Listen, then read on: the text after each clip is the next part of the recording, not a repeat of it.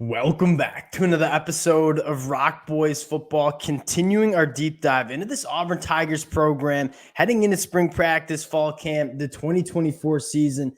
We took a look at the offensive line, took a look at the defensive line. Now we're taking a look at the Auburn offensive skill positions heading into that 2024 year. And I think for most Auburn Tiger fans, what you're most excited for is the young talent that is getting injected into this program heading into that 2024 year. This is why you brought in Hugh Freeze. This is why the Brian Harsin era just was such a failure at Auburn. You could not grab the amount of talent that Hugh Freeze is starting to bring into this program, and you're going to start seeing that play out on the field. And I think you could start seeing it play out early, right? And I'm not necessarily the biggest proponent of true freshmen coming in and playing early at the SEC level, but I'll say this, a guy like Cam Coleman, a guy like Perry Thompson, those guys are different. Those guys come in immediately and make this Auburn Tigers program just have a little bit more juice on the offensive side of the football. Extremely excited to get into this one. Want to do two things. One, talk about what we saw from this Auburn offense in 2023, where you want to see them take that step in 2024, and then talk about what this offensive skill positions are going to look like in the 2024 year. Really excited to get into this one. Before we do, just want to say thank you to you guys. And this Auburn program over the last couple months has really just been a blast to talk about, whether we're talking about coaching hires, whether we're talking about transfer portal acquisitions, whether we're talking about what Auburn is doing on the high school recruiting trail.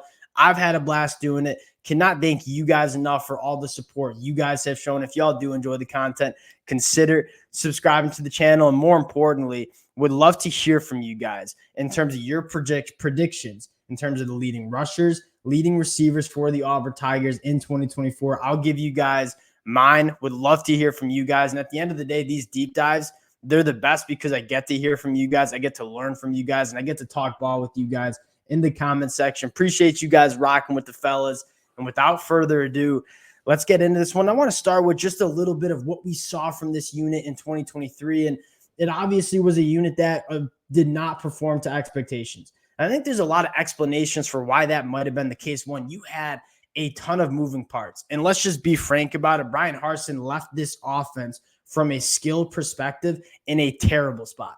And so I think Hugh Freeze comes in and is trying to inject talent, a lot of moving parts in terms of new faces in this offense, new scheme in this offense. And then to top it all off, your starting quarterback, Peyton Thorne, wasn't even in there for spring practice install.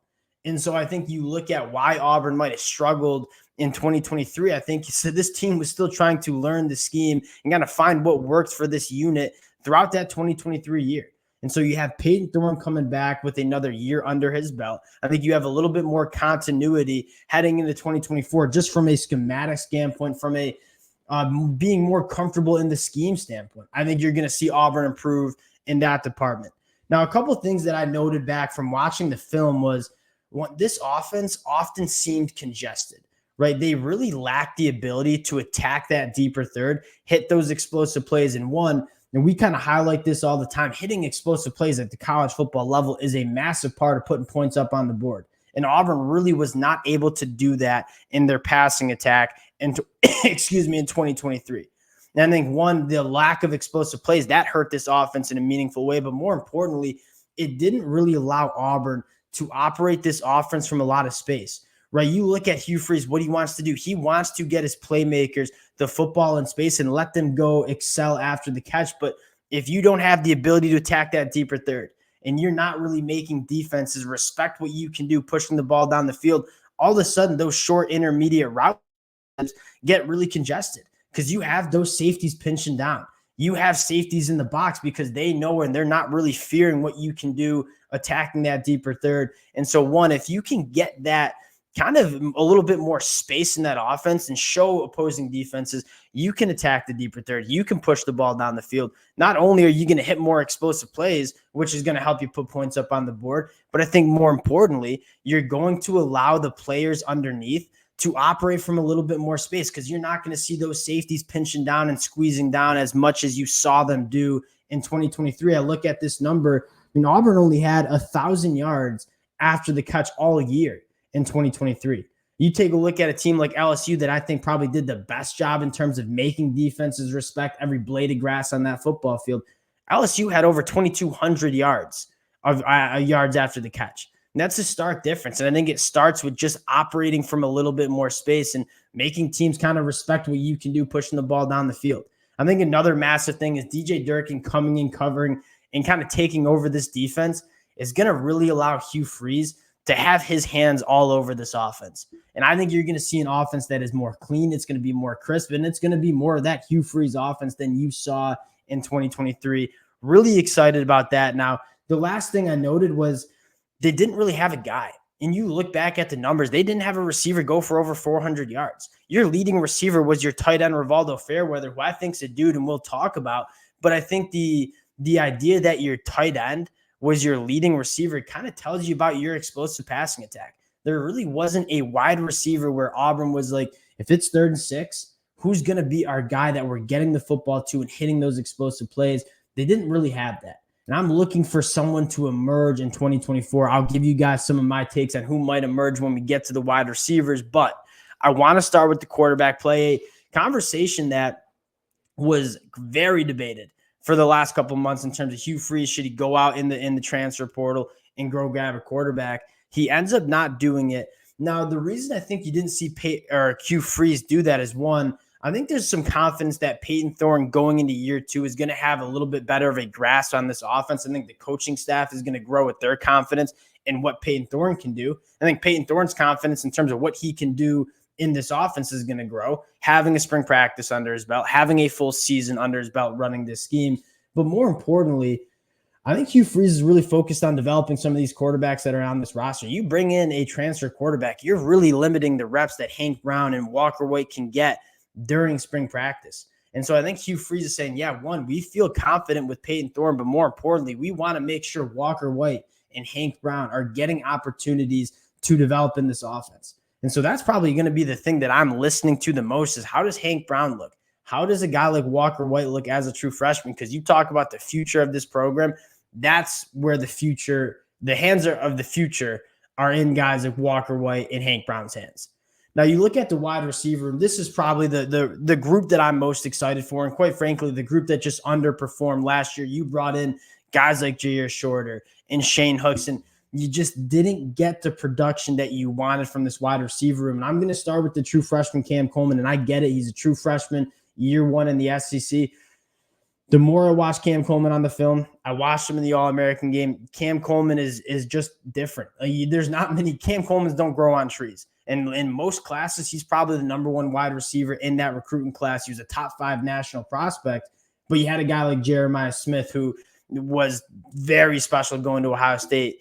You talk about Cam Coleman. And I think the first thing I want to talk about goes back to what Auburn lacked in 2023, and that was the ability to push the football down the field and have a guy that can go make plays for the quarterback down the field. Cam Coleman, what he brings, he's an exceptional wide receiver in terms of creating space, but he's a guy that I think excels with his ball skills down the field. He's got a big physical frame. He runs well vertically, but most importantly, his ball skills, the ability for him to go up and make a play and track a football, that's what stands out the most to Cam Coleman on the film.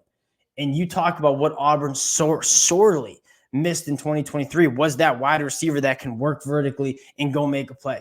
I think Cam Coleman comes in and is immediately that guy for the Auburn Tigers in 2024. So Cam Coleman, I think, not only will be productive for the Auburn Tigers, but is going to be that wide receiver that defenses need to respect. And I think him working vertically down the field is going to open it up for a guy like Jay Fair or Caleb Burton, who are guys that want to create separation in those short and intermediate route concepts. And you have those safeties respecting Cam Coleman. I mean, I think guys like Jay Fair and Caleb Burton are going to have a lot more space to operate. You have some guys like Perry Thompson, who doesn't get into the summer, but it's hard to look at Perry Thompson, look at what he's physically built like, look at the film from high school and say he's probably going to be productive too. You have a guy like Bryce Kane, who might be one of the fastest players on the field. Malcolm Simmons, a ton of young talent being injected into this offense where you needed talent at that wide receiver room. Hugh Freeze went out and got that job done. You have a guy like Robert Lewis, who, again, I think is another guy that can work vertically down the field quite well, but another veteran receiver that, I mean, you talk about, you have a lot of youth on this team. And Cam Coleman, Perry Thompson, guy like Caleb Burton, they're young players. Jay Fair is a young player. Now you get a guy like Robert Lewis, who's done it at the college level, kind of injecting some of that experience. You look at this wide receiver room as a whole and say, this is a unit that I think gets a lot better heading into 2024. My prediction for the leading receiver, and I'm going to do it. Like I just, Cam Coleman, the more I watch of him from high school, the more I'm saying this is going to be a guy that is extremely special. I can't remember the last time Auburn had a receiver that I think has the talent of Cam Coleman. I'm putting a lot on a true freshman, but I think he is certainly capable of coming in and getting the job done in 2024. You look at the tight end room. I mean, Rivaldo Fairweather is a guy that I think might experience the most boost in his production when you have as much talent as you do on the boundary of these wide receivers. Rivaldo Fairweather is a matchup nightmare. And I don't think necessarily got to show the extent of what he can be as a tight end. Really excited about Rivaldo Fairweather and what he can do in this offense in 2024. And the last position we got to talk about is that running back room that I think is probably the best running back, probably the best position group on this Auburn Tigers team.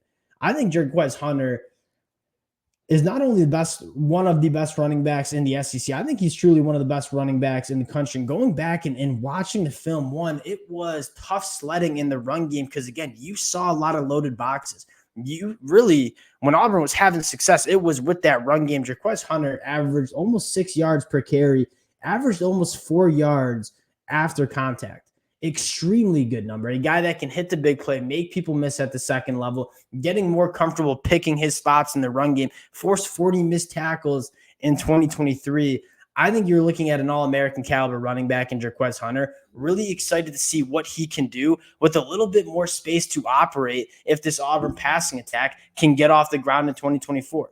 You have a guy like Austin. Jeremiah Cobb, I think, is going to be a breakout performer for the Auburn Tigers in 2024. You start looking at how I think this running back room really shakes out. I mean, Jerquez Hunter's the no-brainer leading rusher for the Auburn Tigers in 2024, but I think you see a massive jump from Jeremiah Cobb, a guy that has a ton of track speed, can operate in space. I'm really confident in this running back room, and I think they're going to have a boost of production if this passing attack can get a little bit more aggressive in 2024. This is one of those offenses that year 2 under Hugh Freeze, injected talent, everything's kind of pointing in the right direction. And I think maybe you're still a year away from seeing the full extent of this Auburn offense, but I think you're going to see massive steps in the right direction in 2024. And again, we've kind of said it all along, 2025, 2026. Those are years that if you're Auburn Tiger fans, you're looking at and being very, very excited. But I think you see some massive steps in the right direction from this unit in 2024. Extremely excited for it. Would love to hear from you guys, leading receivers, leading rushers in the comment section. We'll chop it up there. Appreciate y'all and the support you guys continue to show to the boys, and we'll talk to y'all later.